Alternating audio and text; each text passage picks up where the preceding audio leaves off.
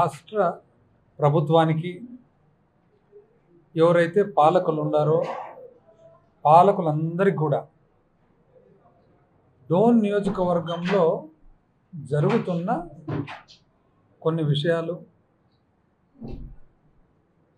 కొన్ని అభివృద్ధికి సంబంధించిన కార్యక్రమాల గురించి ప్రధాన ప్రతిపక్ష పార్టీ అయినటువంటి వైఎస్ఆర్ కాంగ్రెస్ పార్టీ తరఫున ఈరోజు కొన్ని విషయాలు వాళ్ళ దృష్టికి తీసుకొస్తున్నాను అన్నమాట. ఎందుకంటే ఇదన్నీ కూడా ప్రజలకు సంబంధించిన విషయాలు కాబట్టి పాలకులు ఎవరైతే ఉన్నారో, బాధ్యత గల వాళ్ళు ఎవరైతే ఉన్నారో, అది ప్రజల చేత ఎన్నుకోబడిన వాళ్ళు అనుకోండి, ఆఫీసర్లు అనుకోండి, అందరు కూడా ఇవన్నీ కూడా ప్రజల తరఫున వాళ్ళ దృష్టికి తీసుకొస్తున్నాను అన్నమాట. మొదటి అంశము, సబ్ రిజిస్టర్ ఆఫీస్ ఏదైతే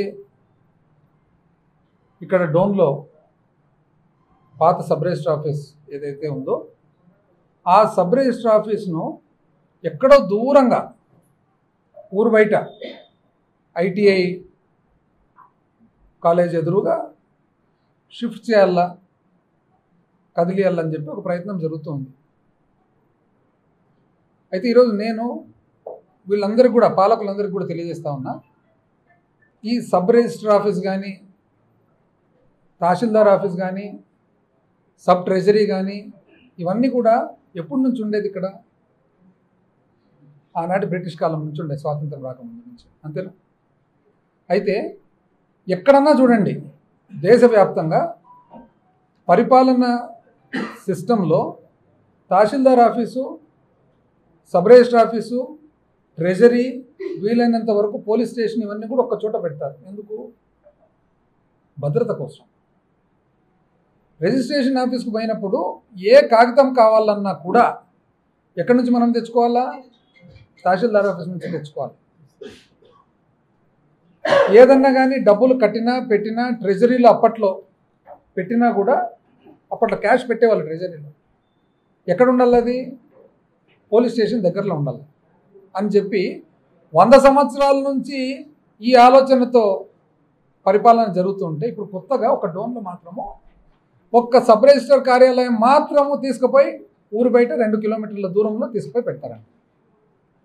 అంటే రిజిస్ట్రేషన్ చేసుకునే వాళ్ళకి ఇది అనుకూలం ఉన్నట్లా, ప్రతికూలం ఉన్నట్లా? ఏ ఒక్క కాగితం కావాలంటే కూడా పరిగెత్తుకుంటా మళ్ళీ తహసీల్దార్ ఆఫీస్కు రావాలి. పోనీ ఇక్కడ బిల్డింగ్ లేదా, భవనం లేదా? మేము అధికారంలో ఉన్నప్పుడు ఇది గమనించి, ఇది గుర్తించే ఒక బ్రహ్మాండమైన కొత్త భవనం కట్టడం జరిగింది. ఎక్కడ కట్టినాము? సేమ్ తహసీల్దార్ ఆఫీస్ వెనకాల భాగంలోనే. ఏ స్థలంలో కట్టినామో రేపు పొద్దున రెవెన్యూ డివిజను, డోన్ను రెవెన్యూ డివిజన్గా ఏర్పాటు చేసుకోగలిగినాం కాబట్టి అది ఒక గొప్ప సాధన. ఎందుకంటే ఇంతకుముందు ఉప ముఖ్యమంత్రి గారు, రెవెన్యూ శాఖ మంత్రివర్యులు ఉన్నప్పుడు కూడా స్థానికంగా ఇక్కడ రెవెన్యూ డివిజన్ చేసేదానికి ఎన్నో సంవత్సరాల నుంచి, దశాబ్దాల నుంచి ఇక్కడ ప్రజల డిమాండ్ ఉన్నా కూడా చేయలేకపోయారు. మన ప్రభుత్వం వచ్చిన తర్వాత డోన్ను రెవెన్యూ డివిజన్గా చేయడం జరిగింది. డోన్కు 4 దశాబ్దాల నుంచి గొప్ప గొప్ప వ్యక్తులు ఇక్కడ నుంచి అధికారంలో ఉన్నా కూడా సబ్ కోర్టు కావాలని అడిగితే సబ్ కోర్టు మనం తెచ్చుకోగలిగినాం. ఇప్పుడు అద్భుతమైన సబ్ కోర్టు భవనం కడుతూ ఉన్నారు, దాదాపు 23 కోట్లతో. నాకు తెలిసి ఆంధ్రప్రదేశ్ రాష్ట్రంలో అత్యంత సుందరమైన బిల్డింగు మన డోన్ సబ్ కోర్టు కడతా ఉండేది. అదేవిధంగా ఆర్డీఓ ఆఫీస్ కట్టేదానికి కూడా స్థలం ఏర్పాటు చేసినాము. అంత లోపల సబ్ రిజిస్టర్ ఆఫీస్ కట్టడమే జరిగింది. ఎప్పుడు కట్టినాము సబ్ రిజిస్టర్ ఆఫీసు? ఫస్ట్ 2020 సంవత్సరంలో 1/12/2020లో జీఓఆర్టీ నంబర్ 915 ప్రకారంగా సబ్ రిజిస్టర్ కార్యాలయం కట్టేదానికి 90 లక్షల రూపాయలు శాంక్షన్ ఇవ్వడం జరిగింది. ఎప్పుడు? 2020లో. అంటే మన ప్రభుత్వం ఏర్పాటైన తర్వాత కోవిడ్ వచ్చినప్పటికే, మొట్టమొదటి ప్రభుత్వం ఏర్పాటైనాక 1 సంవత్సరం రోజులు పరిపాలన అర్థం చేసుకోవడానికి పడుతుంది.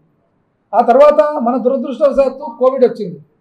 కోవిడ్ వచ్చినా కూడా కోవిడ్ సమయంలో అన్ని ఏదన్నా కానీ ఈరోజు డోన్లో మీరు చూడండి, ఇన్ని భవనాలు, ఇన్ని రోడ్లు, ఇన్ని వాటర్ స్కీమ్లు ఇవన్నీ జరిగినాయంటే ఏదైనా కానీ జీవో నంబర్ చూడండి, డేట్ చూడండి 2020 ఉంటుంది.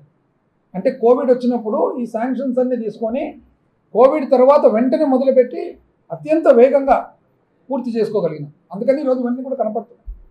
2020 డిసెంబర్ 1వ తారీఖు జీఓఆర్టీ నంబర్ 915 ప్రకారము సబ్ రిజిస్టర్ కార్యాలయానికి 90 లక్షలు పెట్టి కట్టేదానికి అనుమతి తీసుకోవడం జరిగింది. తీసుకున్న తర్వాత 23/11/2021లో కోవిడ్ అయిపోయిన తర్వాత వెంటనే జీఓఎంఎస్ నంబర్ 325 ప్రకారంగా సర్వే నంబర్ 535/B/1A 28(2)B డోన్లో 21 సెంట్లు సబ్ రిజిస్టర్ కార్యాలయం కట్టేదానికి ప్రభుత్వ భూమిని స్టాంప్స్ అండ్ రిజిస్ట్రేషన్ డిపార్ట్మెంట్కు ఎలిమినేషన్ చేయడం జరిగింది. ఆ తర్వాత 25 ఫిబ్రవరి 2022లో జీఓఆర్టీ నంబర్ 144 ప్రకారం stamps and revenue department, stamps and registration department 90 లక్షలు ఏదైతే ఉందో తక్కువ వస్తుందంటే 99.54 లక్షల కంటే 99.5 లక్షలకు 55 లక్షలు తక్కువ ₹1 కోటి మళ్ళా సవరించిన అంచనాల ప్రకారము అంటే ఇంచుమించు ₹1 కోటి ఇవ్వడం జరిగింది. అద్భుతమైన భవనం ఈరోజు కట్టినాము. కానీ ఈరోజు సంవత్సరం అయినా కూడా ఆ భవనాన్ని ఉపయోగంలోకి తెచ్చుకోకుండా, వాడుకోకుండా ప్రజలందరికీ కూడా ఇబ్బంది కలిగేట్టుగా ఎక్కడికి మార్చాలని చూస్తున్నారు? ఐటీఐ కాలేజ్ కాడికి. అంటే ఎవరైనా కానీ ఒక డాక్యుమెంట్ కావాలంటే ఎక్కడ పోవాలా, డబ్బులు తీసుకొని పోవాలంటే ఎక్కడ పోవాలా, భద్రత కావాలంటే ఎక్కడికి పోవాలా? ఎందుకు ఇదంతా చేస్తున్నారు? కేవలం ఎందుకంటే ఇక్కడ నుంచి అక్కడికి మారుస్తే ఆ చుట్టుపక్కల ఉండే రియల్ ఎస్టేట్ వ్యాపారస్తులు ఎవరైతే ఉన్నారో ఆ వ్యాపారస్తులందరికీ కూడా అనుకూలం కలిగి అక్కడ విలువలు పెరుగుతాయి. అంటే లక్షలాది మంది అనుకూలం ఒకవైపు, ఒకరో ఇద్దరో రియల్ ఎస్టేట్ వ్యాపారస్తుల భూములకు విలువ పెరిగేది ఒకవైపు. ఈరోజు పాలకులకు నేను తెలియజేస్తా ఉన్నా, దయచేసి మీరు జాగ్రత్తగా ఆలోచన చేసి ఇటువంటి ప్రజలకు ఇబ్బంది కలిగే పనులను దయచేసి మీరు అనుమతించవద్దండి. అదేవిధంగా ఈరోజు పార్కుల విషయానికి వచ్చినట్లయితే, ఇప్పుడు పార్కులు ఎందుకు కట్టినాం? డోన్లో ఒక పార్క్ అన్న ఉండనండి. ఎక్కడి నుంచి వస్తాయి పార్కులు? పార్కులు ఎక్కడి నుంచి వస్తాయంటే టౌన్ ప్లానింగ్, మనకు ప్రభుత్వ భూమి అన్నా ఉండిండల్లా, లేదా లేఅవుట్ ప్లాన్లు వేసినప్పుడు లేఅవుట్లలో ప్రభుత్వ నిబంధనల ప్రకారము 10% పార్కులకు, ఇంచుమించు 40% రోడ్లకు పోతాయన్నమాట. ఏదైతే ఖాళీ స్థలం ఉందో అది పార్కుల కన్నా లేదా ఓవర్ ట్యాంకుల కన్నా ఇంకోటన్నా కట్టించేదానికి, ప్రజలకు ఉపయోగపడేదానికి ఈ నిబంధనలు పెట్టడం జరిగింది. మనం అధికారంలోకి వచ్చిన తర్వాత ఎక్కడెక్కడ ఖాళీ స్థలాలు ఉన్నాయని మొత్తం ఎతికి, గుర్తుందా మీకు? ఇవన్నీ కూడా ఇక్కడ కూడా ఇంటి ముందర పందులు దుల్లాడేటివి, కంప చెట్లు ఉండేటివి. అదేవిధంగా ఈరోజు మున్సిపల్ ఆఫీస్ చూడండి, ఈరోజు మన కళ్యాణి లేఅవుట్ల పార్క్ చూడండి, మహాలక్ష్మి లేఅవుట్ల పార్క్ చూడండి, కేవీఎస్ కాలనీ పార్క్ చూడండి, ఇక్కడ మన పెట్రోల్ బంక్ పక్కన ఉండే ఏదైతే మనము పెట్రోల్ బంక్ పక్కన ఉండే పార్క్ చూడండి, ఇన్నర్వీల్ క్లబ్ వాళ్ళకి ఇచ్చినది. ఇవన్నీ కూడా కంప చెట్లు, పందులు, కుక్కలు అసాంఘిక కార్యక్రమాలు జరిగేటివి. ఇవన్నీ కూడా తీర్చిదిద్ది ఫస్ట్ కాంపౌండ్ వాళ్ళు కట్టి చెట్లు నాటి పిల్లలు ఆడుకునేదానికి వివిధ సౌకర్యాలన్నీ కల్పించి పార్కులు నడపడం జరిగింది. ఇప్పుడు ఒకటి కేస్ స్టడీ, మన బాపనోళ్ళ తోటలో అత్యంత సుందరమైన పార్క్ చేసేది కాక, నాకు తెలిసి ఆంధ్రప్రదేశ్ రాష్ట్రంలో ఇటువంటి స్విమ్మింగ్ పూల్ ఎక్కడ ఉండకపోవచ్చు. అద్భుతమైన స్విమ్మింగ్ పూలు కడితే ఈరోజు స్విమ్మింగ్ పూలు పోయిన వేసవి కాలంలో డోన్లో ఉండే పిల్లలందరూ చాలా చక్కగా, పిల్లలందరూ కూడా స్విమ్మింగ్ నేర్చుకునే వాళ్ళు, తల్లిదండ్రులు ఎంతో సంతోషంగా చూసేవాళ్ళు. ఈరోజు మూతపడింది. ఎందుకండి? అంటే మేము నడిపించగలిగినది ఇప్పుడు ఎందుకు నడిపించలేకుండా ఉన్నారు? అదేవిధంగా ఆ చుట్టుపక్కల ఉండే రస్తాలు ఏవైతే ఉన్నాయని గోడలు కట్టేసినారు. ఎవరంటే అక్కడ ఉన్న లేఅవుట్ వాళ్ళు. ఇప్పుడు లేఅవుట్ వాళ్ళు ఎవరి కొద్ది వాళ్ళు రస్తాలు బూట్ చేసి గోడలు కడుతూ ఉంటే అధికారులు కానీ పాలకపక్షం కానీ ఏం చేస్తున్నారు అని.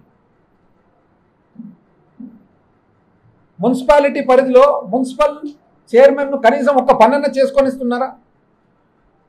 మున్సిపల్ కౌన్సిల్ను ఒక పనన్న చేసుకొని ఇస్తున్నారా? మున్సిపల్ కౌన్సిల్ కానీ మున్సిపల్ చైర్మన్ కానీ చెప్పిన పని ఒక్క అధికారన్న వింటున్నాడా?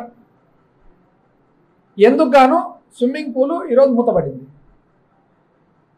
ఏమన్నంటే కోర్టు నుంచి మీకు ఏమైనా ఉత్తర్వులు ఉన్నాయా? కోర్టుకు పోయినంత మాత్రాన కోర్టు ఏమన్నా మిమ్మల్ని ఆపమనిందా? లేదు కదా. ప్రతి ఒక్కరు కోర్టుకు ఏదో ఒక విషయంలో పోయేదానికి అవకాశం ఉంది. కోర్టుకు పోయినప్పుడు కోర్టు మిమ్మల్ని ఆపమని ఉత్తర్వులు ఇస్తే ఆ రోజు ఆపాలి, కానీ ఆ తర్వాత కూడా వెంటనే అప్పీల్కు పోవాలి. కానీ ప్రభుత్వ భూమిని మీరు ఎందుకు కాపాడలేకుండా ఉన్నారు? ఈరోజు ఇక్కడ ఇన్నర్ వీల్ క్లబ్ మహిళలు ఎవరైతే ఉన్నారో డోన్లో ఎంతో మంచి సంస్కారంతో మంచి ఉద్దేశంతో ఇన్నర్ వీల్ క్లబ్ అని ఏర్పాటు చేసి మహిళలందరూ కూడా పెడితే, వాళ్ళకు ఈరోజు ఏర్పాటు చేసిన పార్కు కాంపౌండ్ వాళ్ళను పడగొట్టి ఫెన్స్ను పగలగొట్టి పార్టీ ఆఫీస్కి పోయేదానికి రస్తా చేసుకున్నారు మధ్యలో. ఈరోజు మహిళలు పోతే పాపము వాళ్ళ స్థలాన్ని వాళ్ళు ఉపయోగించుకునే దానికి పోతే ఏమన్నారు? ఇది కోర్టు మీకు ఇచ్చిందా? ఎక్కడిచ్చింది కోర్టు మీకు? మీరు లేఅవుట్ వేసినారు. లేఅవుట్ వేసినప్పుడు మీరు ఇంత శాతం భూమిని ప్రభుత్వానికి ఇచ్చినారు. ఇచ్చిన తర్వాత ఈరోజు నా భూమి నాకు కావాలంటారు. ఎట్లా ఇస్తుంది? నువ్వు కోర్టుకు పోతే కోర్టులో 1 సంవత్సరం 2 ఏళ్ళు 3 ఏళ్ళు పెండింగ్ ఉండొచ్చు, అంతేగాని కోర్టు ఏం నీకు ఇవ్వలేదు కదా. ఈరోజు అధికారులు, మున్సిపల్ అధికారులు, కమిషనరు, వీళ్ళందరూ కూడా బాధ్యత గల వ్యక్తులు ఎవరైతే ఉన్నారో సింపుల్గా కోర్టులో ఉంది అంటే మీరు నిజంగానే అంటే అంత మీకు సబ్జెక్ట్ తెలియకుండానే మీరు కమిషనర్లు అయినారా? అట్లనా మీరు ఎవరైతే ప్రభుత్వానికి ఇచ్చిన భూమి వాపస్ తీసుకునేదానికి ప్రయత్నం చేస్తున్నారో వాళ్లకు అనుకూలంగా ఉండేదానికి మీరేమని మాట అంటున్నారు? మీరు నిజంగా చెప్పాలంటే మీకు చిత్తశుద్ధి ఉంటే మీకు కమిషనర్ ఎట్లయితారంటే మీకు సబ్జెక్ట్ తెలిసే ఉంటుంది కదా. కోర్టు ఉత్తర్వులు లేవు కదా. కోర్టు ఉత్తర్వులు లేనప్పుడు మీరు ఎందుకు కానీ అక్కడ ప్రజలను లోపలికి పోనీయకుండా వినియోగించుకోనీయకుండా అడ్డపడుతున్నారు? ఈరోజు లేఅవుట్లు వేసిన వాళ్ళు చాలామంది ఉన్నారు. లేఅవుట్లు వేసిన వాళ్ళు రోడ్లు ఇచ్చింటారు, పార్కులు ఇచ్చింటారు.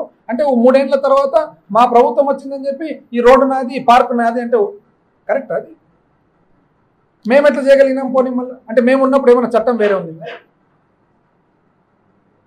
మేమున్నప్పుడు చట్టం ఏమన్నా వేరే ఉండాలి? ఆ రోజు ఎట్లా చేపించగలిగినాము, ఈరోజు మీరు ఎందుకు చేపించలేకుండా ఉన్నారు? అంటే ఒక అధికారి కానీ అధికార యంత్రాంగం కానీ ఉద్దేశపూర్వకంగా చేస్తున్నారా, తెలియక చేస్తున్నారా? 2 తప్పులు కూడా పాలకపక్షందే కాదా? చేతగాని అధికారులను పెట్టుకోవడం తప్ప కరెక్టా? పోనీ ఉద్దేశపూర్వకంగా ఈ విధమైన ప్రభుత్వ ఆస్తిని కాపాడలేని పరిస్థితిలో ఉన్న అధికారులను పెట్టుకోవడము ఎవరిది బాధ్యత? అంటే మీరు తెలిసే ఇవన్నీ జరగనిస్తున్నారా, తెలియక జరగనిస్తున్నారా? తెలియకగిన జరిగింటే వెంటనే ఆ అధికారికి మీరు చెప్పండి, ఇది కరెక్ట్ కాదు, ఇది ప్రజల సౌకర్యం కోసం పెట్టిండేది కాబట్టి అవన్నీ కూడా పార్కులు ఉండని, పార్కులు నడవని, పిల్లలు ఆడుకొని, పిల్లలు ఈత కొట్టని, తల్లి తండ్రులపై పిల్లలు ఆడుకుంటూ ఉంటే సంతోషంగా కండ్లారా చూడని. కోర్టు ఉత్తర్వులు ఇచ్చినప్పుడు మీరు పోండి, ప్రభుత్వ ఆస్తిని మీరు ఎందుకు కాపాడలేరు? మీరు పోయి ఉత్తర్వులు ఉంటే దాని మీద మళ్ళీ అప్పీల్కి పోతాం. నీకు సుప్రీంకోర్టులో సెటిల్ అయ్యే వరకు సెటిల్ అయితే కాలేదు కదా. ప్రభుత్వం దగ్గర సొమ్ము, ప్రభుత్వం సొమ్ము కాకుంటే స్విమ్మింగ్ పూల్ ఎట్లా కట్టినా, ప్రభుత్వం సొమ్ము కాకుంటే పార్క్ ఎట్లా చేసినాం, ప్రభుత్వ సొమ్ము కాకుంటే ఉత్తర్వులతో కాంపౌండ్ వాళ్ళు ఎట్లా కట్టినాం? అంటే ఆ రోజు చట్టం వేరే ఉంది. ఎంత అన్యాయం అండి! ఈరోజు దీనికి కారణమేమి? ఊర్లో 10 మందితో పాటు కలిసి వాకింగ్ పోదామని పార్కు లేకపోతే మాకే గేట్లు వేస్తాయి. ఏ రోజైతే మాకే మీరు గేట్లు వేసినారో మామూలు మనుషులందరూ కూడా గోడ కట్టుకుంటే అడిగేతోడెవడు, గేట్ వేసుకుంటే అడిగేతోడు అనేది ఈరోజు అందరికి అర్థమవుతుంది. ఈరోజు చట్టం కానీ న్యాయం కానీ పబ్లిక్ కళ్ళెదురుగా అందరికి కనపడేటట్లు తప్పంటూ చేస్తే సామాన్య మానవుడు తప్పకు అలవాటు అవుతారు.